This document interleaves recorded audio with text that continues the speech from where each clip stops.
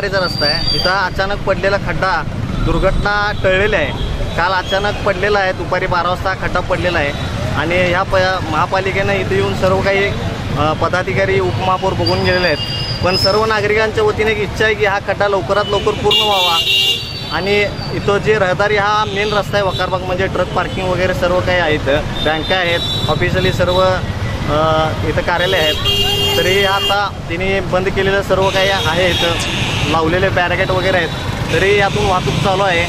कोणती दुर्घटना घडू नये अशी सर्वांची इच्छा आहे. म्हणून महापालिकेनं तात्काळ आणि लवकरात लवकर हा खड्डा मुजवून जो पर्याय करावा. त्याच्यामध्ये हा भुयारी आहे, म्हणजे राजेसाहेबांनी जे केलेलं काहीतरी गटरीचं काम आहे ते बहुतेक असेल असं सगळ्यांचा म्हणजे महापालिकेने जे बघितलेलं आहे ते शक्यता आहे.